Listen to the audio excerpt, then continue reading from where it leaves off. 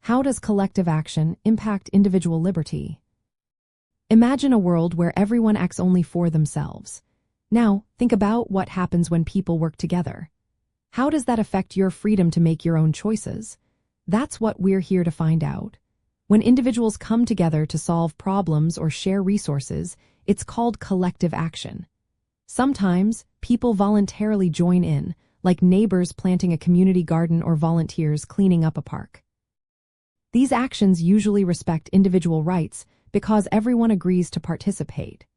But problems arise when collective action is organized through governments or institutions that use force or coercion. For example, when a government taxes people without their consent to fund public services, it takes away some personal freedom. Libertarians believe that personal sovereignty means each person owns their life, body, and property. When the state enforces laws or collects taxes, it can limit individual choices, even if the goal is good. The key principle here is the non-aggression principle. It states that initiating force or fraud against others is wrong. So, if a law forces you to pay taxes or restricts your behavior, it conflicts with this idea. Libertarians prefer solutions that involve voluntary cooperation. For instance, private companies might provide security or roads if enough people agree to pay for them. These arrangements keep individual control intact because participation is optional. Some issues like pollution or national defense are tricky.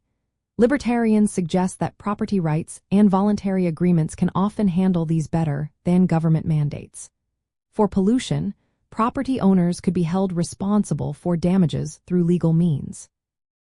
For defense, communities might organize through voluntary contributions or private security firms. Overall, collective action impacts individual liberty depending on how it's organized. When it's voluntary, it can support freedom. When it's forced, it can limit it. The goal is to find ways for people to work together without sacrificing their personal sovereignty.